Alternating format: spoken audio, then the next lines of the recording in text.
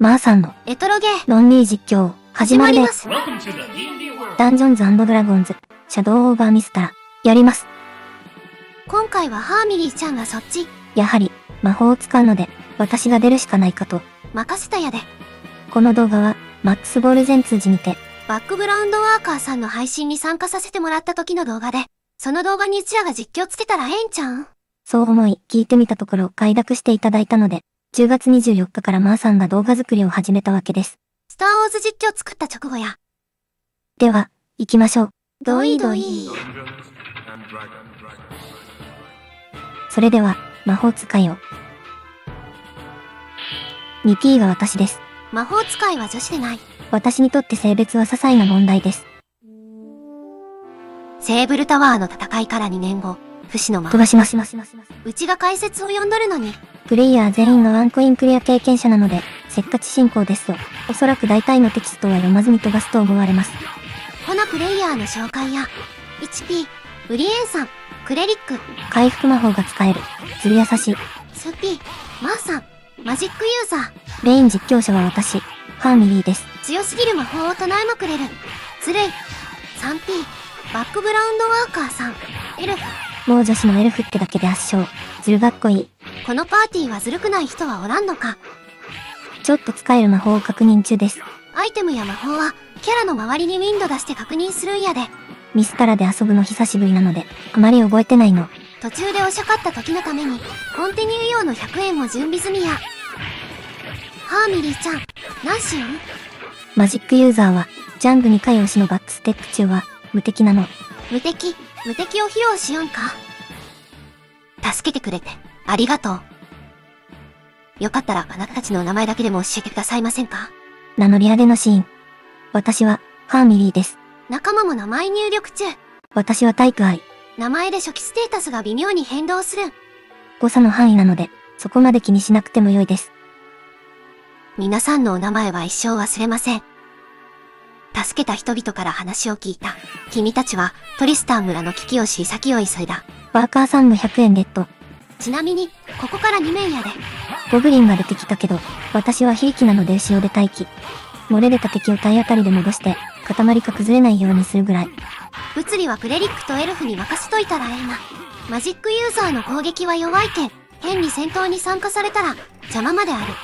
なので私は後ろで待機。2人が倒してくれたで。安心して前進。アックスノールが現れた。コマンド？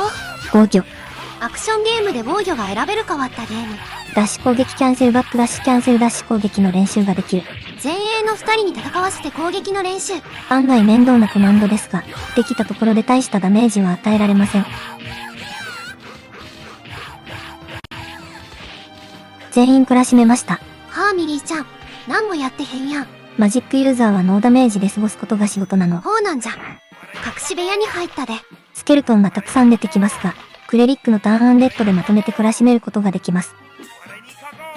宝箱を開けて次に行きます。回復ポーションあるけど。全員ノーダメージ。HP 満タンで取ると2000点です。次行きましょう。箱を開けましょうか。罠がある。ワンズリングが出たな。いただきます。キュアシリアスワンズは、ケアルや。魔法リングには魔法が込められているので、黒魔導士の私にも、リングの数だけ白魔法が使えます。他にも、ファイアボール、ライトニングボルトなど、様々なリングがあります。現場ではオールベアとの戦闘中。私はのらりくらりとダメージを食らわないように気をつけています。たまには体当たりで敵を転ばせるぐらいのことはできます。ベアを体当たりで転ばせる魔法使い。普通に強いんじゃが。前衛の武闘派のサポートです。弓矢を撃つノールが現れた。コマンド？しゃがむ。前衛の武闘派は盾を持っていますが、私には重くて邪魔なので、しゃがむで勘弁してもらっています。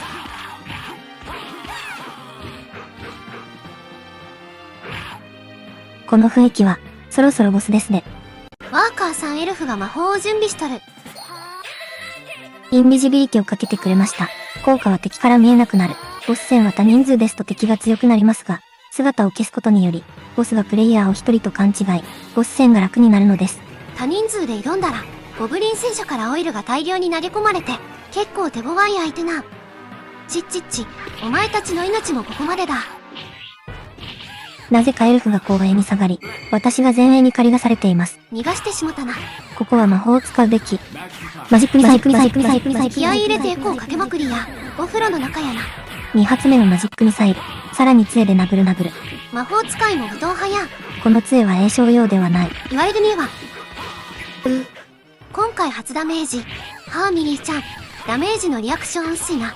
ドラゴンに燃やされたらバラバラになると思う。ドラゴンはやばい。マジックミサイル。ゴブリン戦車をおっしゃる後ろのゴブリンを魔法で倒すんやな。また戦車に当たってしまいました。5分の2ぐらい減らされた。回復ポーションもくぼく。全回復よかった。ほんで気づいたらゴブリン戦車を懲らしめとるな。とどめを刺してくれました。こうなったら最後、攻撃をしてあるまい。これでもくらえ。足場がない。敵のセリフ読みご苦労様です。みんなテキスト飛ばすけ、スピードワゴンさんみたいになる。2面クリアしました。ずっとここが1面やと思っとった。私もです。フィニッシュはワーカーさんでした。なぜか私にナイスファイト。ウリエンはレベル13に成長した。HP が4ポイント増えた。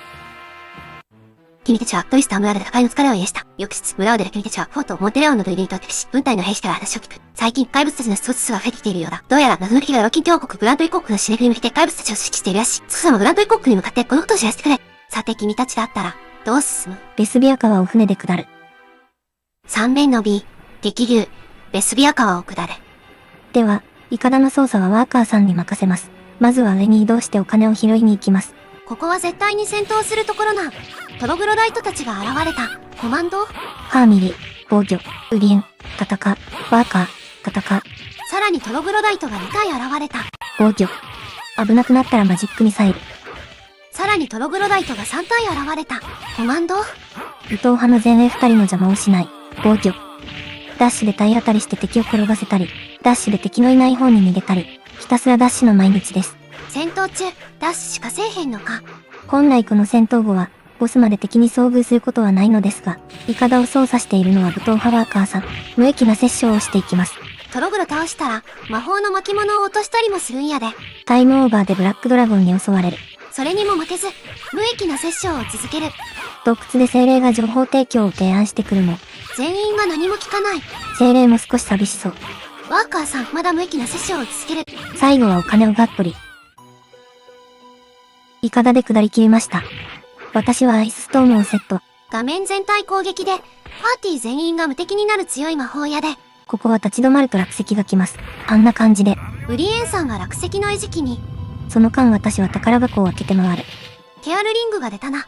キュア、シリアスハンズリングね。最も貧弱な私が持って、いつでも回復できるように。クレリックは自分で回復できるし、防御も硬いし。エルフは魔法色より柔らかいことはないと思うの。そんなもんかいな。落石でダメージ受けないように、魔法仕様でパーティー全員無敵にして回避。ワーカーさんがやってくれました。ボスです。ライトニングボルト。エルフもライトニングボルト。さらにもう一回。今ビリビリにされとるボスの名は、マンスコーピオン。普段はボス一体ですが、パーティープレイにすると緑の弟がついてきます。兄かもしれんで。エルフさんはアイスストームを唱えた。ライトニングボルト。全員魔法色やけん、割と気軽に魔法使えるで。エルフさんさらにアイスストーム。緑マンスコーピオン、撃破。ライトニングボルト。グールでできたけど、クレリックのターンアンデッドで帰ってもらう。厄介なトログロダイトが3体も、魔法を切り替えます。アイストーム。ぷよぷよで聞いたことある。ファイヤー、アイスストーム。クレリックさんは自分にケアル。この後は、敵が何か反撃してきたら、アイスストームを撃ちます。ジャンプ攻撃してきたで。アイスストーム。ウリエンさんはジャンプ攻撃で反撃していたので、特に必要のなかったアイスストーム。そんなことないで。あとはワーカーさんに任せておけば倒せそう。クレリックさんブレスの魔法。全員の攻撃力が 1.25 倍です。マンスコーピオン、懲らしめました。敵のお宝を拾い集めようか。3面クリア。ウリエンはレベル14に成長した。HP が4ポイント増えた。メイスレベル2を手に入れた。アーミーはレベル15に成長した。HP が4ポイント増えた。リバースフラッキーを覚えた。ワーカーはレベル9に成長した。HP が8ポイント増えた。ショートソードレベル3を手に入れた。お店が始まってしまいましたよ。すごいエコー。ゲーム始まって、初お買い物です。マジックユーザーは重いものは持てないので、ハンマーは買えません。ダガーとオイルを9個買いました。プラントリ広告。セリフがスピードワゴンさんになる予感。プラントリ広告王子、マラキー・ドゥ・マライ。やはり、カップでそのことが送っていたのか。最近、シャドウエルフたちの怪しい動きが目立つ。すまないらし承知しておいてほしい。ここからさらに南にアイングモードはフィル都市がある。オービーの飛行船を用意しよう。まずそこに向かってくれ。君たちは飛行船によりアイングモードはフィル都市に向かった。4分、アイングモードの1億。キラキラ怪しいんじゃ。頑張ったと思います。テキストウィンドが出てすぐ飛ばされるやん。皆さん画面見ずに、ボタンを適当に連打してると思いますよ。次からはこちらも適当に読むわ。それでいいと思います。ダメージ食らったんか。深く。シャドウエルフの女子が来た。マジックミサイル。ワイバーンから叩き落としたで。この画面のシャドウエルフ女子は、マジックミサイル以外では落とせないの。アイスストームでもそうなの。画面全体攻撃なのにね。今度はワーカーさんが落としてくれた。ワイバーンに乗ったシャドウエルフ女子は、結構めんどくさいのよ。ボスです。これはひどい。登場と同時にナイフとハンマーでボコボコに。ワーカーさんもハンマー投げ終わったで。ボスの名は、ハーピー。実質ラスボスと言われる、序盤の最難関です。ワーカーさんがアイスストームとなってくれましたが、私はシャドウエルフ女子対策で、マジックミサイルをセット。アイスストームでハーピーを空中に逃がしません。マジックミサイル。どっか行ったで。当たったやん。マジックミサイル。ゼントもどっか行ったで。はじめに間違えて唱えたマジックミサイルが、戻ってくるとは思わなかったのよ。そんなんしよるうちに、ハーピー懲らしめたな。4面クリアではないです。あともうちっと続くんじゃよ。何？天空の城か？まさか、城が浮くわけないよな。アンレッド召喚されますが、ウリエンさんだけしてくれます。ボスです。シャドウエルフのボスと対決ですが、オイルでこんがり焼く儀式とも言えます。隙だらけのボスを杖とナイフでダウンさせ、オイルで燃やし、追い打ちで再度ダウンさせる。追い打ちはワーカーさんがやってくれとるな。マジックユーザーの立ち攻撃は追い打ちできませんが、しゃがみ攻撃は追い打ちできます。一応しゃがんでいます。ボスの名前は、テルアリン。最後のオイルを投げ終えました。交代です。あと2人分は早送りで。ボスの体力が減っていく。全員オイル投げ終わりました。ボス、虫の息やんか。これぞパーティープレイの醍醐味。ボスを倒しました。くそ、こうなったら、究極の魔法をお見舞いしてやる。イベント演出なので必ず瀕死になります。はははははは。我々の秘密を探ろうなどとするからだ。お遊びは、もう終わりだ。これで楽にしてやろう。助けてくれた人は、テルエレロン。しかしこの後、我々が進むルートには現れることはないので、姿を見るのはこれで最後です。ドワーフ専用のルートやったら、また会えるんやで。テルアリンは行ってしまいました。4面クリア。フィニッシュはワーカーさん、ナイスファイトはウリエンさん。ウリエンはレベル15に成長した。HP が4ポイント増えた。落下が早いぞ。しかし、なんとか舵は取れそうだ。よし、近くの町に緊急着陸するぞ。着陸態勢を取れ。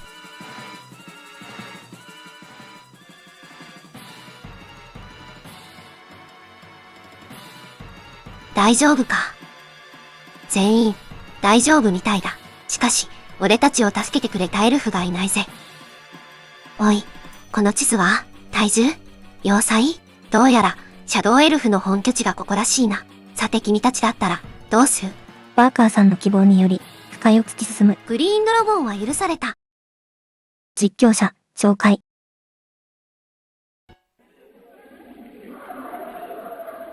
ごめんの深いと呼ばれる森。私は深いは全然わかりません。いつもアインスンの町に行っけるもんな。そうなんです。ですので、深いではワーカーさんの後ろ、よぼよぼとついていきます。知らんけん、しゃっきりポンとはついていけんのやな。エルフさんのサマーソルト、ちゃんと見たの初めて。ナッシュやガイルとも違う方やな。道中はそうでもないけど、宝箱の中身は、開けるキャラによって違うので、覚えているワーカーさんに話を聞きながら開ける方針です。A 漢字の剣が出る宝箱を、刃物を扱い変プレリックが開けたら、剣がお釈迦や。あとは体力のない女性が開けた方が、回復が多く出る、なんてこともあります。結構細かく設定されとんやな。ワーカーさん先に行ってもうたで。私も進みたい。ゴブリンに刺されてしもた。深く。虫が飛んでくるのでしゃがんで進みます。虫が来ることは、事前にワーカーさんが教えてくれたんやで。ここで少し打ち合わせ中。次どこに入るかと、その準備や。今気づいたけど、雷の剣取ってる。いつの間に。魔法剣やな。全員透明になって進みます。グールがいっぱいやな。昔ゲーメストに、アンデッドにはインビジビリティが効かない、とかあった気がするんですよね。ちゃんと聞いとるな。宝箱は呪われたホーリーアベンジャー。クレリックが8回拾うと呪いが解除されます。呪いの剣2の呪いが解けた。ワーカーさん、ホーリーアベンジャーゲット。剣の効果は、アンデッドを一撃で倒せるようになるんや。スケルトンは何も落とさないので、ウリエンさんにターンアンデッドしてもらえばよいですが、グールは結構いいものを落とすので、一撃で倒せるのはかなり有用です。レベル3や5の魔法をよう蹴落としとるな。装備品を確認。この宝箱は貴重な頭防具が入っています。マジカルハットゲット。最もひ弱なので、優先していただきました。ひ弱で防御力も弱い。魔法使いなので。なるほど、そういうのもあるのか。左に行くそうです。ワーカーさんについていく。次に行くところは、この岩の奥です。力持ちのウリエンさんに押してもらおうや。魔法使いは非力なので、押すことができないのです。エルフ女子ですら押せるのに。魔法使いなので。なるほど、そういうのもあるのか。さっきよりも声が優しくない。持ち帰り、そういうのもあるのか。孤独のグルメのセリフになっちゃいました。ライスと豚汁の持ち帰りってなんかすごい。ライティング。コボルトと戦うんは面の意見。ライティングを。またコボルト来たで。では、もう一度。ライティング。サンダーで一撃。次はワーカーさんのライティブを。宝箱は適当に開けます。特筆不べきものは入っていません。不快のいっちゃん下に行く。グールが大量に発生。ホーリーアベンジャーでアイテム稼ぎやな。洞窟に入ります。虫が宝箱を守っとる。ワーカーさんは弓が無限に言ってるので。エルフの謎の無限技術。続いてスケルトンはウリエンさんに消してもらいます。スケルトンはアイテム落とさんけんな。ここの宝箱も特に重要なものは入ってないようです。小さい横穴に入るようですね。全部ワーカーさんに道案内してもらっとるで。不快はビホルダーでやられてしまって。ほとんど知らんけんな。クラグキ。ザコは一撃お釈迦の魔法や。クラグキ。ザコが多くて戦うのが面倒だそうです。オールベアと硬い力多い剣弁類のは確か。ライティング。そういえば、ここって小さい横穴でしたよね。言われてみれば。穴というか、普通に別の地形なぐらい広いですね。洞窟内って感じには見えんな。ワーカーさんが炎の剣をゲットしました。こんな序盤で魔法剣、2本も手に入るんやな。深いルートですと、魔法のみでしかダメージを与えられない敵も、倒せるようになるんですね。ほんまやな。中盤のガーボイルとか、逃げるしかしたことなかったわ。雷の剣もありますし、2人プレイでも問題なし。左に宝箱。レジストファイアリング。炎に対して無敵。ボス戦でこの看板の位置が重要らしいです。全員看板の奥行きに合わせて、右にダッシュや。ダッシュしない。ボスです。ボスの名は、ビホルダー。D&D の有名人や。ビホルダーは本来ですと魔法は通じません。睨まれてかき消されます。ほなけどなんでか、開幕のイフリートボトルは通るんよ。燃やして跳ねたら、着地前に切って追い打ち、また跳ねる。これを繰り返したら倒せるで。しかしここでワーカーさんミス。ビホルダーのブロックアイテムが攻撃の邪魔をした。やばい。私も魔法で援護したいが、ビホルダーに魔法は効きません。魔法使いがただのデクノバーに。デクノボーすみません。ビホルダーの近くでしゃがんでいれば、ひとまずビームは食らわないので。おとりでビーム打たせとるうちに、ワーカーさんが倒したやで。よかったよかった。全滅も見えていた。コンティニューの100円は準備済みだ。ごめんクリア。フィニッシュはワーカーさん。なぜか私にナイスファイト。ハーミリーはレベル10で成長した。HP が4ポイント増えた。ワーカーはレベル10に成長した。HP が8ポイント増えた。ショートソロ LV4 を手に入れた。コンジュラエレメンタルを覚えた。回復ポーションごくごく。みんなもごくごくするがいい。インビジビリティリングをゴミ箱へ。それはブーラーの LS でメディテーション物にして差し上げましょう。ワーカーさんがボスのドロップアイテムを店員に渡した時のやりとりです。一瞬でセリフウィンドウを閉じてしまった。アイムマの犬中心にそびえ立つ樹齢1000年の大地。もうすぐの銃が復活する。その時こそ、スフェルの世界がわがままだろう。その大地を見るのは大事として入ってない。6年、攻防、大樹の大要塞。中ボスです。中ボスの名は、マンティコア。前作と比べると、ものすごく弱体化されてしまったボスです。もう倒した。ものすごく弱体化したので。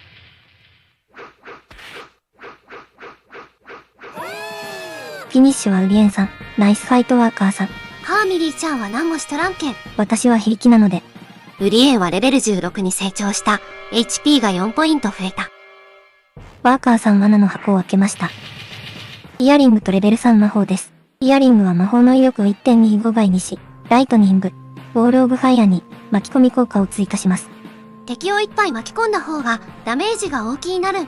詳しくは、ワーカーさんのチャンネルで解説しています。ウリエンさんのターンアンデッドが光る。ワーカーさんは宝箱を運んで、回復ポーションを持ってきました。ワンズリングも出たな。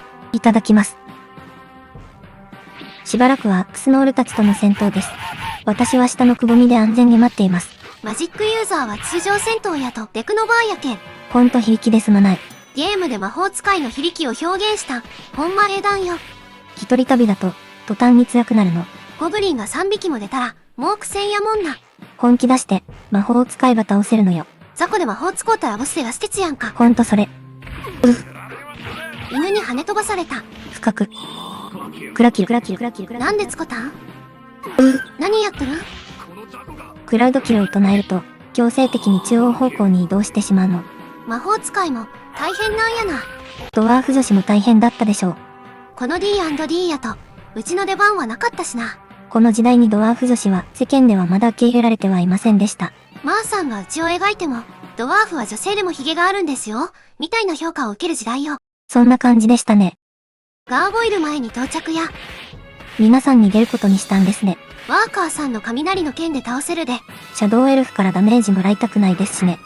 宝箱は回復ポーションに大オイルです。鍵もあるで。回復いただきます。さっき2回、ダメージ黒ト剣。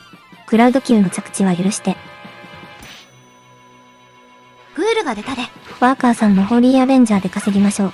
一撃で倒せる。ほんま便利やな。深いルートは、こういう良さがあるんですね。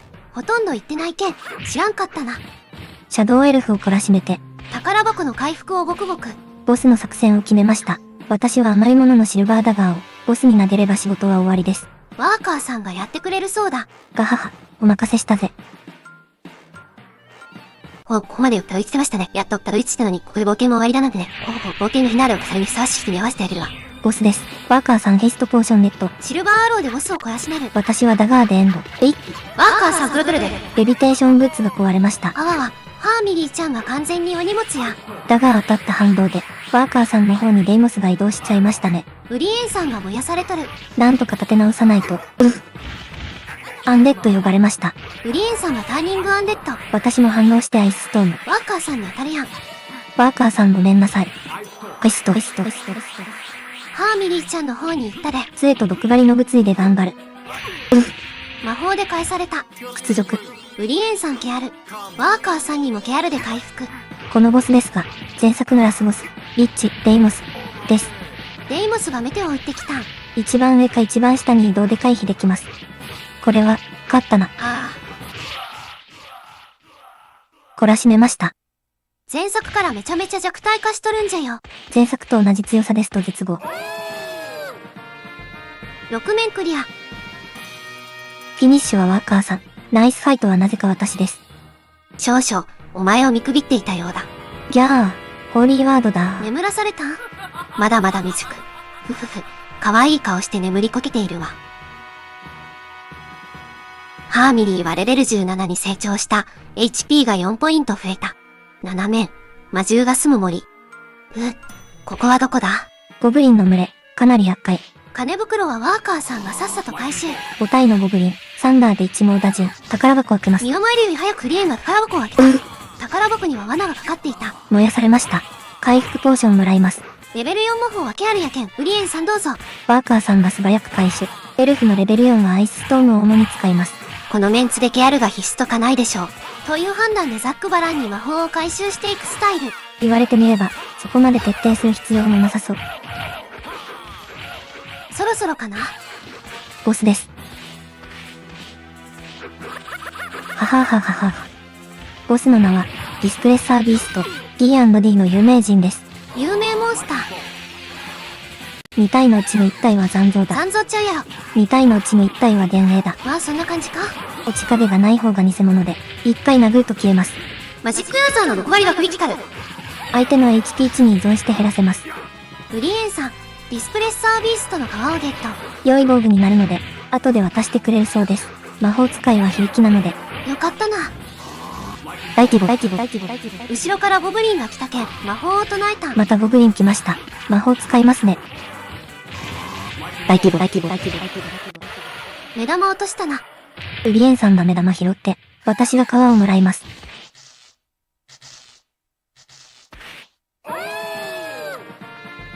確かにいただきました。あなた方の力を見込んでお願いがあります。今、私たちの村は怪物に襲われています。出してくれませんか？さて君たちだったら。ノンストリートを救済に行く。むっちゃかぶせて答えられたんだぜ。この村に行くためにお金を貯めていたと言っても、過言ではございません。もううっとんやな。その通り。ウリエンはレベル7に成長した HP が4ポイント増えた。メッシルビザを手に入れた。ホリーワードを覚えた。それはディスプレッサービーストのパワーですね。ディスプレッサークロークにして差し上げます。ディスプレッサークロークゲットしました。弓や投石など、敵の飛び道具が当たらなくなります。全員で大オイルを買うのじゃ。大オイルは、人類最強の武器です。八面の B、ノームの村を助けろ。ここはたくさんの雑魚が出てきます。そうなんやな。私の最重要任務は、一番下に立って、スクロールを先に進まないようにすることです。文鎮みたいな役割。魔法使いは非力なので、前線に出てこられても邪魔なだけ。防御力も最低なので、いらんダメージを受けないように。アンデッド出ました。ウリエンさんのアメリカ号。ターニングアンデッドですが、もうアメリカ号でもいいです。宝箱を開ける作業。すべて開け終わったら先に進みます。私は氷の杖を装備。氷のワンドな。威力は全然ないですが、追い払うことだけはできますので。弓のオルの弓攻撃。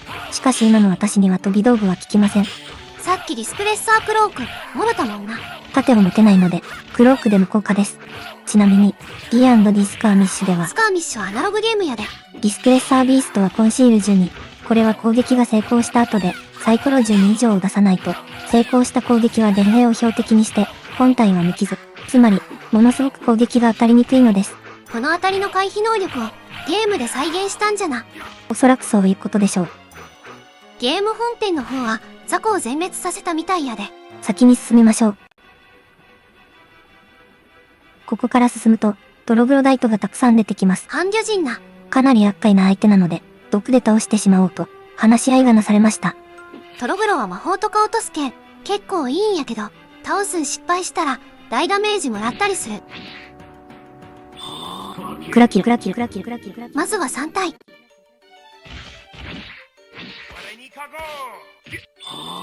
クラキル。さらに3体。レベル7魔法は、ホーリーワードですね。ウリエンさん、取っちゃってください。今、アメリカ号で忙しいねん。またトログロ出た。了解。クラキル。最後の3体かな。あと1体おったわ。1体ぐらいは物理で倒しましょう。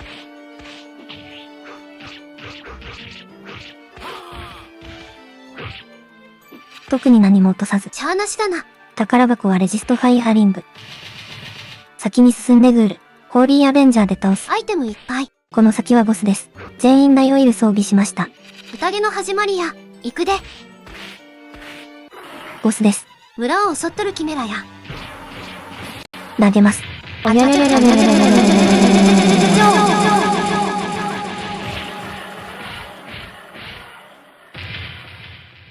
懲らしめました。さすがは人類最強兵器。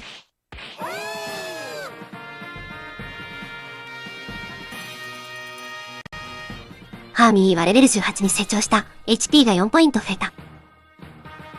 やった。キメラを倒したぞ。ありがとう。何もできませんが、私たちの村でゆっくりとしてください。おっと、その前にその体を大きくしてもいいですか？磁石の薬を差し上げましょう。お金がかかりますが買いますか？イエス。村に入りました。お店が開くまで酒場で情報収集を。ロールプレイングゲームっぽい。これでお店が開くフラグが立ちました。雰囲気ぶち壊しやん。誰も話しかけんと酒場を出る。貴重な品を扱うお店に来ました。私は雷のワンドが欲しいです。さっきまで氷のワンド使っとったよね。ここで買うと、雷が255発撃てる特別仕様。他にも武器が売っていたりしますが、キュア、シリアスワンズリングをよく買いますね。ケアルは貴重。続いて、いつものお店です。回復ポーションを買って、体力を回復するぐらいでしょうか？そんな感じやな。本来であれば、ダイオイルも補充しておきたいところですが、先ほどお金を使ってしまったので、手持ちが心もとないです。これ、ラファエルの洞窟に行くって、それじゃ、ポエムっていきな。冬式と言ってあがくな。精霊ラファエルの洞窟に突如としてできた巨大な穴。それは暗黒の地底界へと続く巨大な通路。一夜明けて、女王神の行方を追っている君たちは、ラファエルの洞窟に切れた巨大な穴に向かった。巨大な穴の近くに来ると冬式が突然反応し、光が君たちを包み込む。君たちは穴の奥に仕込まれていった。そうしてたどり着いたのがここってわけ。ウリエンさんはレジストファイアーリング持っとるけん、罠を外すため、炎の奥のサソリを倒すんよ。どうやら真ん中のサソリで、罠が消えるようです。上のサソリは罠で、倒すとヘルハウンドが降ってきますが、この後ヘルハウンドを降らして倒そう、という話になりました。稲妻のロットが欲しいんやな。なかなか落としてくれません。何も落とさず。ワーカーさんがサソリを倒して、さらに3体追加。氷のロットを落としたな。欲しいのは雷。ワーカーさんが宝箱を開けます。伝説の剣です。今は呪われた剣な。剣を振るたびに2分の1でダメージを受けます。確か70回ぐらい振ると、呪いが解けます。ウリエンさんは何しよん？剣を振ってダメージをもらう前に、魔法をかけると、ダメージモーションがキャンセルされて、ノーダメージになりますが、タイミングが難しいです。いつ呪われるかわからんもんな。そういうわけで早送りです。エルフがめちゃめちゃ呪われとる。怪我しても僧侶が治しますね。せっかくのエルフの雄たけびも僧侶がキャンセル。山の王の剣を手に入れた。言いたかった。何はともあれ、伝説の剣ゲットです。伝説の剣は魔法剣でもあるんやで。進みましょう。次は50回です。左に入り口があるで。隠された財宝。お金が落ちてますね。ゼニヤゼニヤ。スライディングで効率的に回収していく。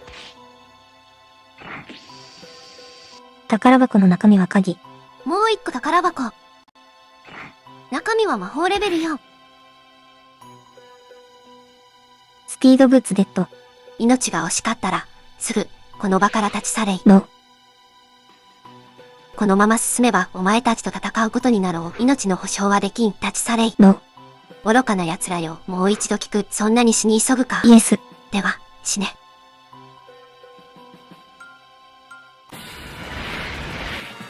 プレイヤーが完全に満足。レッドドラゴンさん、ちゃんと話ができる相手でしたね。プレイヤー満足が住処に押しかけてきた。レッドドラゴンさんは完全に被害者。宝箱もすべて奪い去る。蛮族なので、クレリックの貴重な頭防具もゲット。行きましょう。蛮族が行く。ボスです。どこからか来たプレイヤーに襲われるただの被害者。レッドドラゴン。サイズはヒュージ級かね。本来一族が戦って勝てる相手ではないけど、そこはゲームやけん、それなりに練習したら勝てるようになるで。ドラゴンの顔が降りてきました。パーティー全員で叩きましょう。かわいそす。飛び立ったら岩が落ちてきます。一番下から一番上に移動すると当たりません。さあ、顔をひたすら叩きましょう。かわいそす。レッドドラゴンの体力が無理無理減っていきますね。伝説の剣で強化されたエルフの攻撃力がえぐい。飛び立ちました。これは、ブレスが来る。岩の後ろに隠れるとか、初見では知らずに焼かれましたよ。真横からのブレス、吸った息に抵抗して走ると焼かれます。もう一回ブレス来るかな。正面のブレス、これは吸った息に抵抗しないと焼かれます。初めてでわかる？もちろん初見は焼かれました。顔来たで。とどめを刺しましょう。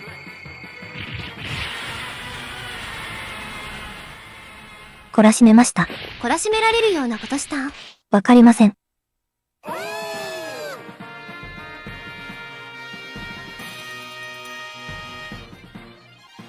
フィニッシュはウリエンさん。ナイスファイトはなぜか私。君たちは、力の限り戦い抜き、ついに、レッドドラゴンを倒した。ウリエンはレベル18に成長した。HP が4ポイント増えた。アーミーはレベル19に成長した。HP が4ポイント増えた。お店です。レッドドラゴンの角を拾うとドラゴンスレイヤーと交換してくれますが、今回は拾ってないので、特に何もありません。回復ポーション買うぐらいじゃな。地下にこんな世界が広がっているなんて、信じられない。遠くの方にシュラシキムが見えている。シュに行く道は、どうやら二通りあるようだ。さて君たちだった。どうしよう。溶岩界の石橋を渡る。球面の鋭意、灼熱、溶岩界。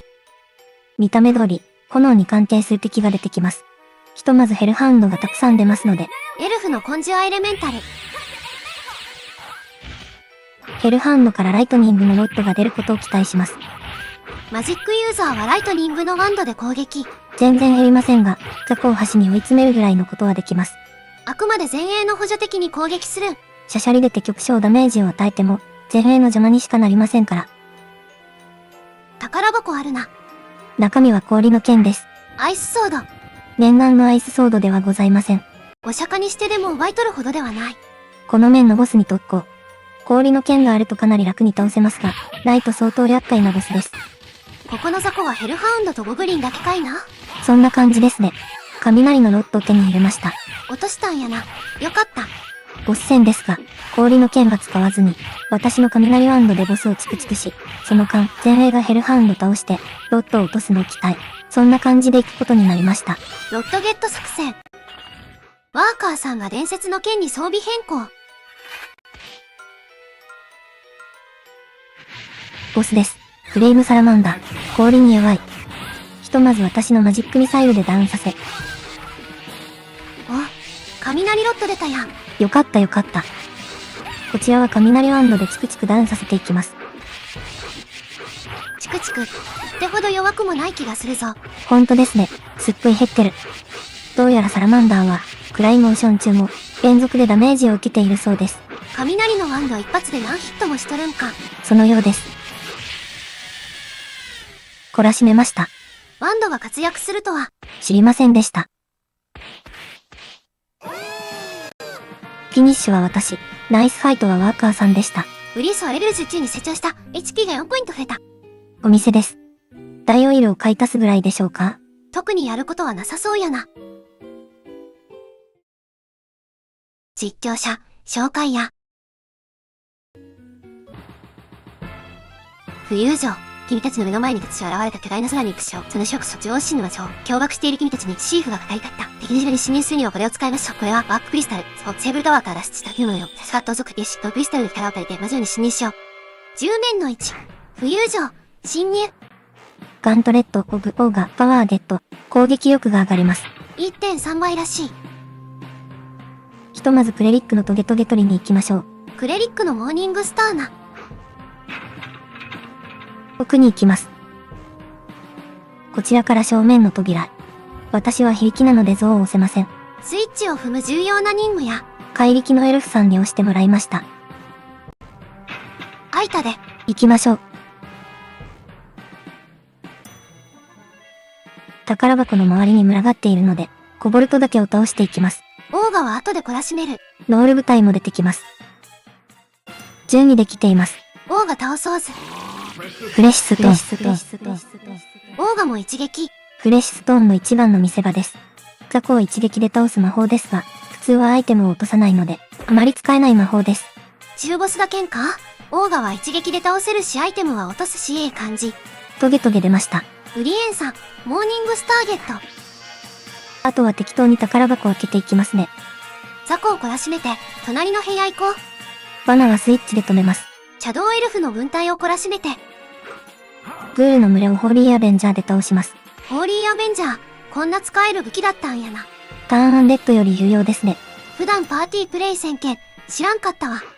続いて右の部屋。宝箱を回収して出ます。元の通路に戻ってきた。スケルトンをリエンさんに消してもらい、グールをホーリーアベンジャーで懲らしめる。魔法をいっぱい落としました。部屋を出て雑魚をすべて懲らしめておきます。あれのための準備をしたいけんか。そう、あれのために入念な準備が必要。雑魚は邪魔になるので、すべて懲らしめておきます。言うとったら右の部屋に入っとるな。ここは回復ポーションと、エルフの貴重な頭防具があります。しかし雑魚が多い。私の毒ガスで懲らしめます。モルゴル、あれは息ですね。臭い息。ワーカーさんはティアラゲット。全員が頭防具を装備できました。さて、この面のボスですが、四天王の一番最初やな。そのボスには、我ら究極のメニューの餌食になってもらいます。究極の魔法やろ。1週間後に来てください。本物の究極魔法というものをお見せしますよ。なに？というわけで、入念な準備に入りました。私とオリエンさんはコンタネの前から離れており、ワーカーさんが魔法の順番を考えています。ほんで全員にインビジビリティ。10年度に、浮遊城、決戦、1。このシャドウエルフが被害者です。行きますよ。思考の合体魔法。究極ちゃうんかい。まずはウリエンさんのホーリーワードから。行きます。ホーリーワードクリから。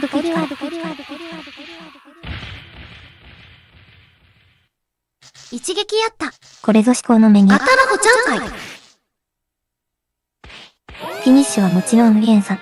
ナイスファイトは私です。ホーリーワードクリティカルの詳しい情報はバックグラウンドワーカーさんのチャンネルでな。概要欄にリンクを置いています。さてと。とった。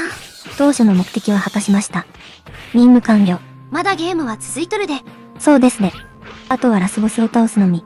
気を緩めず、今からゲームが始まった。そんなフレッシュな気持ちで、最後まで真正面から取り組みたいと思います。ゲーム投げ出すんやろ思ったら、クソ真面目すぎるコメントで、ビビるわ。全然減らせない雷ワンドで、敵を追い払う簡単なお仕事です。前衛の二人は武器も最強装備。すごい攻撃力よな。魔法使いはひいきなので、ボス戦で魔法を使うのみです。あとはガーゴイル。ハーミリーちゃんのとこ行ったで。ガーゴイルが追い払えるのは利点かもしれません。落ちぶれても魔法攻撃。ワンズウィングいただきます。ウリエンさんが罠の餌食に。お金に目がいってしまって。この部屋入りましょう。ここにはクレリックの武器があります。今はモーニングスター装備しとるけど。そうですね。モーニングスターよりは弱い装備ですが、ちょっと変わっているので、取ってもらうことにしました。ワンズウィングはいただきます。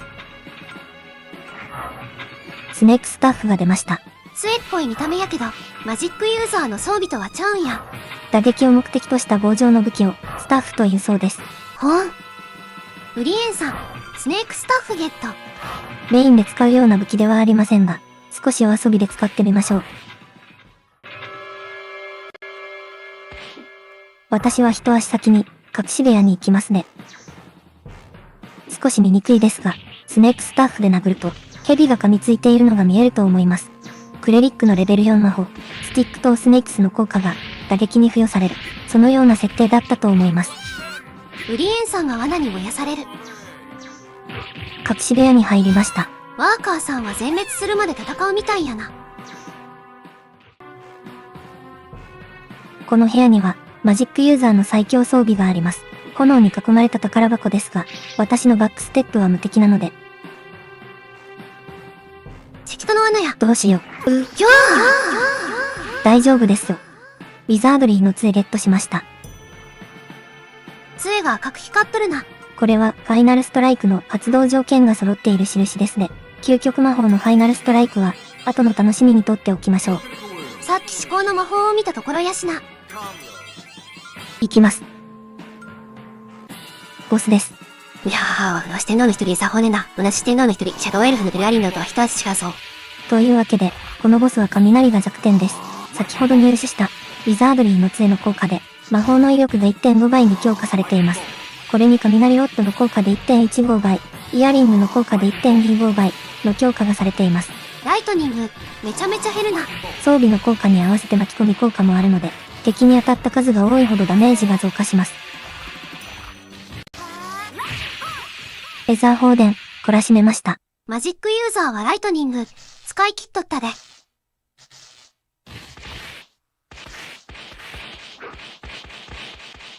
フィニッシュはワーカーさん、ナイスファイトはウリエンさんでした。ウリエスはレベル2に成長した HP が4ポイント増えたメイスレベル4を手に入れた。アーミーはレベル2に成長した HP が4ポイント増えたパワーワードキルを覚えた。お店です。やることは、ダイオイル、ハンマー、ダガーの補充。あとは不要品の売却ですね。10面の4、浮遊城、決戦に。螺旋階段を上がっていく演出がうまいと思います。ただ横スクロールしているだけなのに、最後のてっぺんに向かっていく、高揚感を味わえる気がします。狭い足場やけど、敵がいっぱい出てくるけん、一人用やと、割とダメージもらってしまうところやわ。しかし今回はパーティー狂い、魔法使いの私は、なんとなくその場に存在します。魔法で蹴散らしてもいいんやで。そうなんですが、前衛の二人が良い感じでまとめているところ、魔法の演出でテンポを悪くするのが、気が引けると言いますか。ほーん。画面いっぱいにたくさん出てきたら、クラウドキルなどを使うのですが、左右にまとめやすい敵なので、魔法を使うと、邪魔かな、と。それでも、ナイフ拾っとかは、やってもよかったかもしれんな。それはそうですね。地面に散らばった戦いの邪魔になるものは、拾うべきでした。ワーカーさんがヘイストを唱える。先を急いでいる様子。めちゃめちゃスライディングしとる。お尻がすり減ってなくなるレベル。とりあえず行けるところまで行こか。ヘルハウンドが登ってきとるな。下の階が見えるのよい。ヘルハウンドいっぱい来たわ。クラキルクラキルクラキルクラキルクラキル。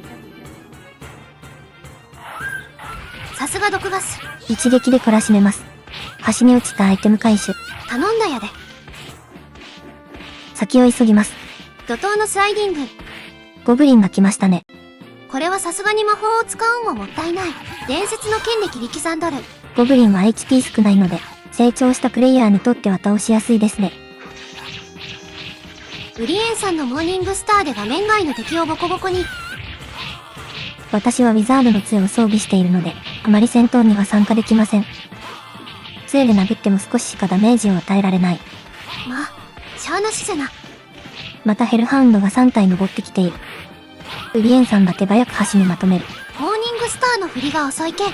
振りの合間に反撃されるんじゃな。これが、レイスが最強武器、と言われるゆえんか。とりあえず体当たりで押し返す。あとは前衛部隊がなんとかやってくれるじゃろう。ウリエンさんの足元に邪魔なリングが。回収してあげようか。そうしますか。代わりにナイフを落としてしまった。余計邪魔や。誠にすまない。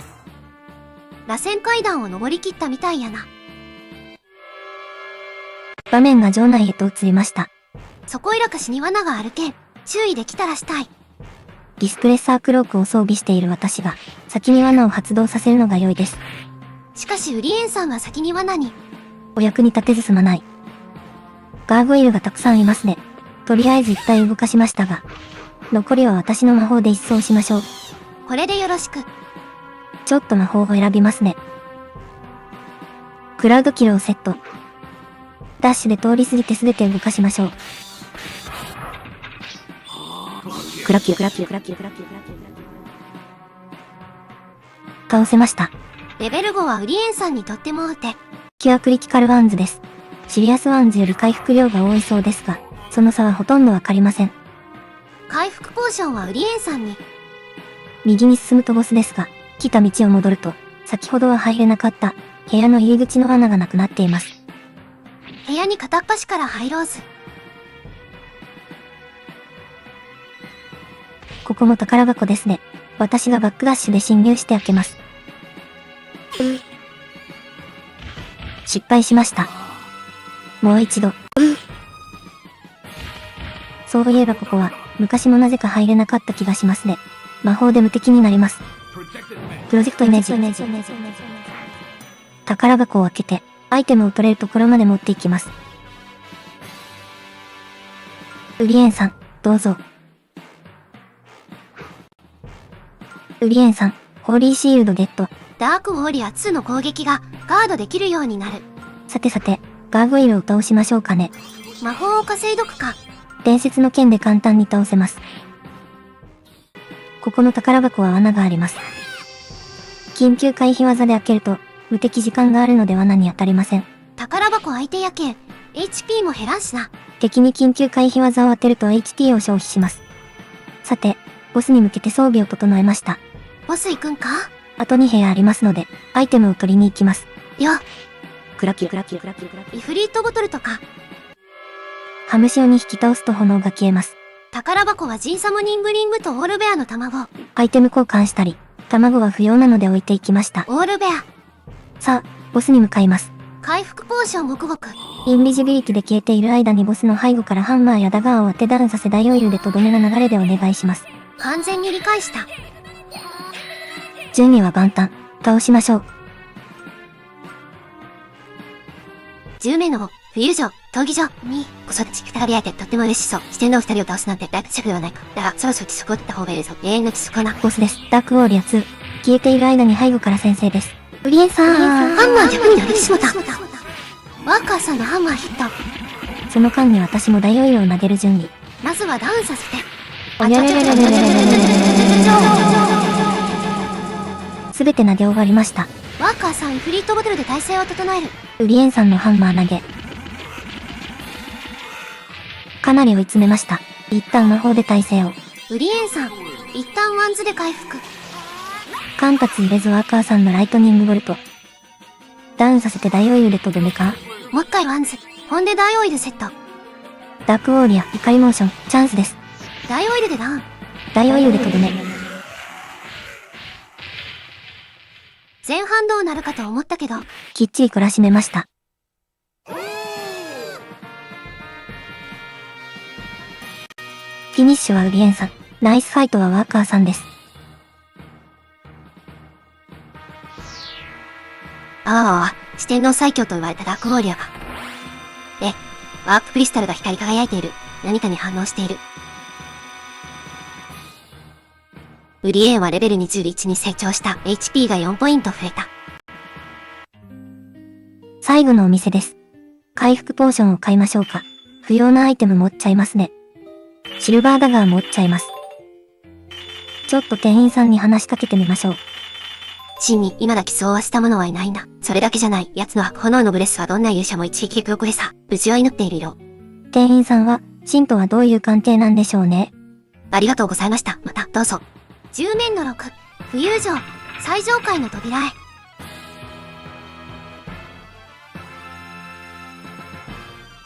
やっぱり来たか。私も四天王の一人そう。やすやすとは倒されないぞ。ボスです。最後の四天王、召喚師、ラブか。ブラックドラゴンとマンティコアを召喚してけしかけてくるでよ。ボスが複数おるけんめちゃめちゃ面倒なんやけど。そこは、ほら。ベスト。魔法で解決です。やはり魔法は全てを解決する。ベスト。これは、勝ったな。ベスト。敵将、ナグパ、打ち取ったり。懲らしめました。ウリエンはレベルに成長した。HP が4ポイント増えた。アーミーはレベルに成長した。HP が4ポイント増えた。おう、あの木の未熟者たちか。随分強くなったのだ。ついに死を消すって言ったようだ。私も全力を尽くさねばならん。ラスボスです。暗黒地流、女王、神。ウリエンさんのブレス。全員攻撃力 1.25 倍。ベスト。真のファイアボールにビビって唱えてしまう。さらにメテオが落ちてくる。ワーカーさんのマジックミサイルで無敵になって回避。顔が来たで。もう少し引きつけて攻撃したい。飛ばれた。メテオ来る。ベスト。魔法で攻撃を回避。降りてくるで。いい位置に来ました。一気に畳みかけましょう。ハーミリーちゃんは棒立ちやけど。魔法使いが手出ししても邪魔なだけなので。ヒュージドラゴン相手はいけそうな気もするけど。ブレス来ましたね。吸い込まれたら、ダッシュで逃げるのです。また吸い込んできたで。ダッシュです。ウリエンさん焼けてしもたん。ウィザードリーの杖の輝きが失われた。究極魔法はプレイヤー3人以上も条件の一つ。準備していた100円を投入。こんなこともあろうかと。さらにブレスの吸い込み。コンティニューで戻ってきた。ブリエンサースライディングで回避。プレイヤー全員で究極魔法の準備。メラメラ熱いよー。ファイナルストライク。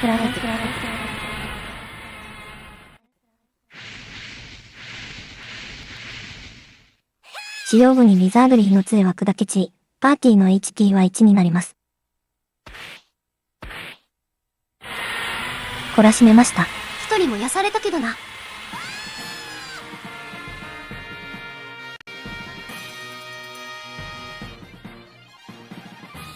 フィニッシュは私。ナイスファイトはワーカーさんです。くっくっく。私はもうダメだが魔人は復活する。戦いには敗れたが、私は勝った。だ。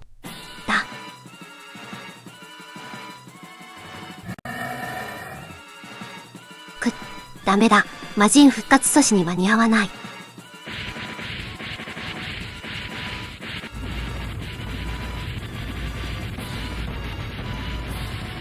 あの飛行船団は、グラントリ公国王子、マラキー・ドゥ・マライ。どうやら間に合ったようだな。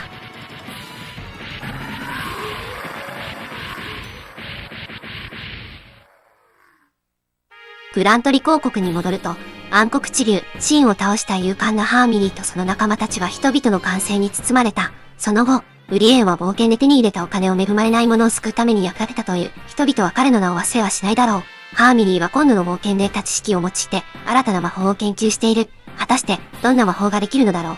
ワーカーは心を新たに、さらなる冒険へと出発した。今度はどんな物語を聞かせてくれることだろう。終わりました。終わったな。ハーミリーちゃん、今回のゲームはどうやった？高校3年の時に気に入って、ワンコインクリア数までやり込み、それからもうずっとお世話になっているゲームです。もう何度クリアしたかわかりませんが、それでもやり続けてしまう、素晴らしきスルメゲーだと思います。噛んでも味が出るな。好きなゲームは何？と聞かれた時に、アーケードゲームで一番に挙げるのは、ミスタラかもしれません。それだけ好きなはずなのに、不快をクリアしたのは今回が初めてです。挑戦したことはあったんやで。あとは戦士食費トリクレイでの、ワンコインクリアもやったことがありません。エルフとマジックユーザーでしかクリアしてないんよな。実はまだまだやることがあるのですね。ほんまやな。さてさて、今回ののんびり実況も、長丁場をお付き合いいただき、ありがとうございます。先日我らがのんびり団員、1000名を超えることができました。更新が超遅いチャンネルですが、気長についてきてくれて、感謝しかありません。ありがとうやで。次回はアンケートの結果、ロックマン2です。これまた何遍もクリアしたゲーム、頑張って動画作るでよ。それでは、今回はこの辺りで、ご視聴ありがとうございました。のんびり実況では団員募集中。チャンネル登録や拡散、ほんまありがとう。コメントに拡散、本当に嬉しいです。ええ感じやったら他の動画も見てほしいで。言ってほしい、のんびり団員1億人。はよ絶好調で調子に乗りたい。このままだと団の面目丸つぶれ。次ののんびり実況の時間に、レトロゲーのんびり実況チャンネルで。